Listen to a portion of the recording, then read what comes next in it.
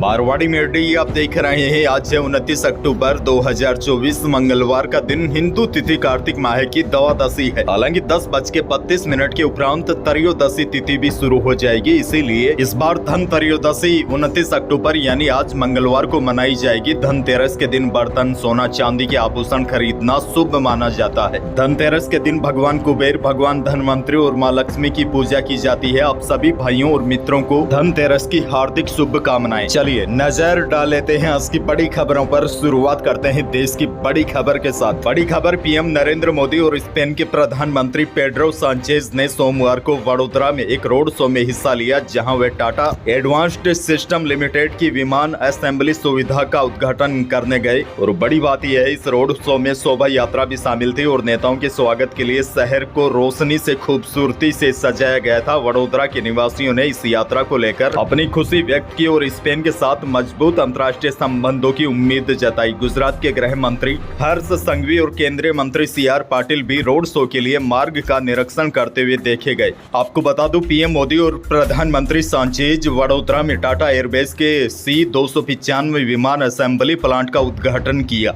खैर आगे बढ़ जाते हैं। धनतेरस के मौके पर 81 लाख किसानों को धनतेरस का गिफ्ट आज पीएम मोदी देंगे। खाते में 1624 करोड़ रुपए ट्रांसफर होंगे। बड़ी खबर यह है, मध्य प्रदेश के किसानों के लिए इस बार की दीपावली बेहद खास होने वाली है, क्योंकि आज यहाँ के किसानों को पीएम मोदी पीएम सम्मान निधि योजना की राशि वितरित करेंगे। दिल्ली से वर्चुअली जुड़कर मध्य प्रदेश के 81 लाख किसानों के खातों में सीधे 1624 करोड़ रुपए ट्रांसफर होंगे। दरअसल आपको बता दूं, मध्य प्रदेश के किसानों को प्रधानमंत्री किसान सम्मान निधि के साथ राज्य सरकार भी मुख्यमंत्री किसान कल्याण योजना में किसानों को लाभान्वित कर रही है। इन दोनों योजनाओं में किसानों को प्रति वर्ष 12,000 रुपए का लाभ प्रदान किया जा रहा है। देखिए, वैसे देखा जाए तो मध्य प्रदेश राजस्थान का ही पड़ोसी राज्य है, लेकिन वहां पर चाहे किसानों की बात हो या महिलाओं की, राजस्थान से बेहतर योजनाएं हैं। चाहे लाडली बहना योजना हो या किसान सम्मान निधि। बड़ी अपडेट ये है, मध्य प्रदेश के किसानों के खातों में पीएम किसान योजना और सीएम किसान योजना के तहत सालाना 12,000 रुपए खाते में आते हैं। आगे बढ़ जाते हैं। एक और बड़ी खबर, पीएम मोदी आज राजस्थान को 8 क्रिटिकल केयर ब्लॉक्स की सौगात देंगे। पीएम मोदी 29 अक्टूबर को राजस्थान में स्वास्थ्य सेवाओं को मजबूत करने के लिए 8 नए क्रिटिकल केयर ब्लॉक्स का शिलान्यास करेंगे। वीडियो कॉन्फ्रेंसिंग के जरिए सुबह 10:30 बजे होने वाले इस कार्यक्रम का मुख्य उद्देश्य राजस्थान के विभिन्न जिलों में स्थापित होने वाले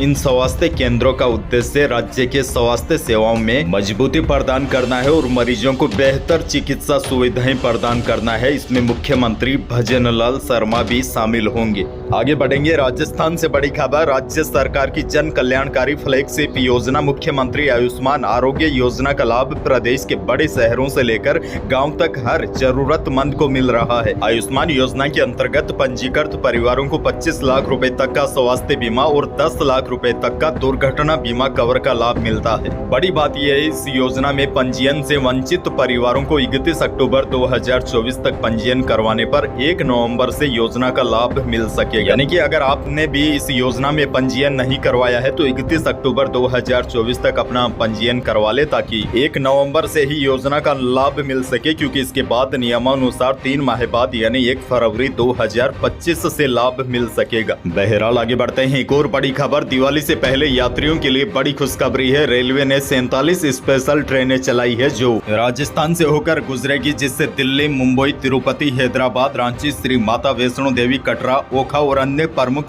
शहरों में जाने वाले यात्रियों को बड़ी राहत मिलेगी। साथ ही में 68 ट्रेनों में 145 डिब्बों की अस्थायी बढ़ोतरी भी की गई है।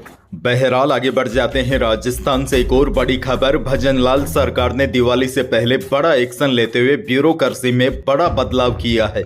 इस बार सरकार ने 28 RAS अधिकारियों का तबादला किया है। इसको लेकर कार्मिक विभाग ने आदेश भी जारी कर दिए हैं।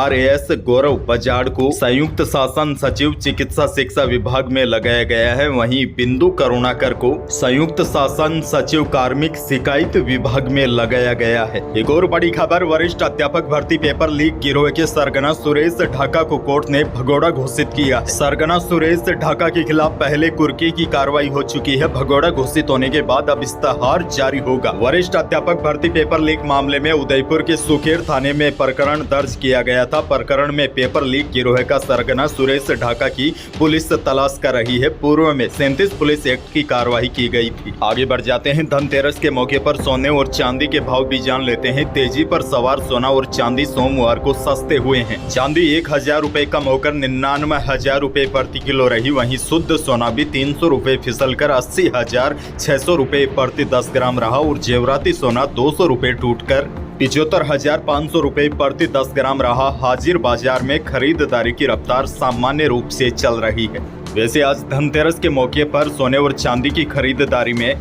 जबरदस्त इजाफा देखा जा सकता है। जयपुर सराफा बाजार में जेवराती सोना यानी कि 22 कैरेट सोना, यही सोना है जो सबसे ज्यादा खरीदा जाता है। इस सोने के भाव 75,500 रुपए प्रति 10 ग्राम रहे। अच्छा, भावों की बात कर रहे हैं तो मंडियों के भावों पर भी नजर डाल लेते हैं, लेकिन सबसे पहले किसानों के लिए जरूरी सूचना यह है, प्रदेश की विशिष्ट श्रेणी की मेड़ता कृषि उपज मंडी 28 अक्टूबर से 3 नवंबर तक बंद रहेगी। यानी कि मंडी में दीपावली पर्व के अवसर पर 7 दिन का अवकाश रहेगा।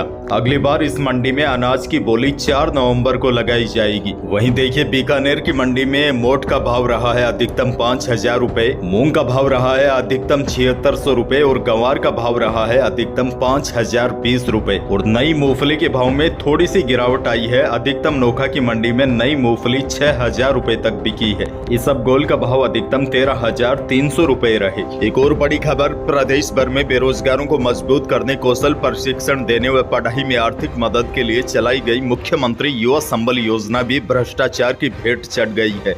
युवाओं को न रोजगार मिला और न ही कौशल व अनुभव। ई मित्र संचालक से लेकर स्कूल के प्रधानाध्यापक गड़बड़ झाले में ऐसे युवाओं को भी फायदा दे रहे हैं जो योजना के अपात्र है। इसके उलट कई युवा ऐसे भी है जो बेरोजगारी भत्ते के लिए पात्र है। 10 बार आवेदन करने के बाद भी उनको अप्रूवल नहीं मिला है। यानी कि जैसे कई युवा बुजुर्ग बनकर पेंशन का फायदा उठा रहे हैं, ठीक उसी प्रकार बेरोजगारी भत्ते में भी अब गड़बड़ झाले की बातें सामने आई है, जिसके बाद अब सरकार सख्त हो सकती है और इसको लेकर जांच भी बैठा सकती है और कहीं न कहीं इसीलिए बेरोजगारी भत्ता अटका हुआ है।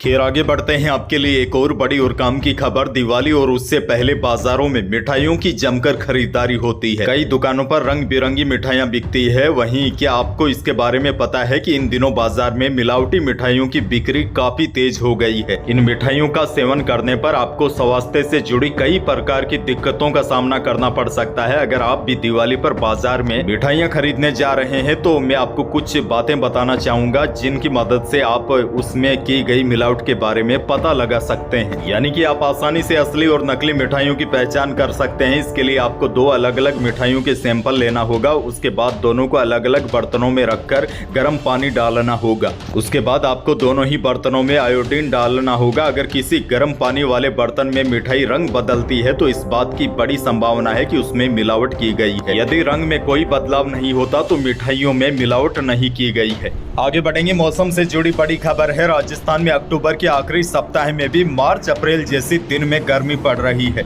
अब देखिए, दिन में गर्मी और रात में ठंड की वजह से यानी कि मौसम में असमानता होने की वजह से लोगों में बीमारियां बढ़ रही है। पश्चिमी राजस्थान में सोमवार को कई जिलों में तेज गर्मी रही। तापमान 40 डिग्री सेल्सियस तक पहुंच गया। मौसम विशेषज्ञों ने इतनी गर्मी के पीछे कारण हवा का वेस्ट डायरेक्शन होना बताया है। दरअसल अक्सर देखा जाता है अक्टूबर के मध्य के बाद राजस्थान में हवा का डायरेक्शन उत्तर पश्चिमी हो जाता है, जिसकी वजह से ठंड बढ़ जाती है। लेकिन इस बार थोड़ा सा बदलाव हुआ है। हवा पाकिस्तान बलूचिस्तान के एरिया से आ रही है जो गर्म है, जिसकी वजह से टेम्परेचर बढ़ गया है। हालांकि 4-5 दिनों के बाद फिर से स्थितियां ठीक हो जाएगी। और वैसे आपको बता दूं, दीपावली तक मौसम साफ रहेगा। यही थी प्रदेश और देश की आज की बड़ी और महत्वपूर्ण खबरें। वीडियो को लाइक करना बिल्कुल न भूलिए और चैनल पर नए हैं तो सब्सक्राइब जरूर कीजिए ताकि आप अपडेट रहे बड़ी और काम की खबरों से।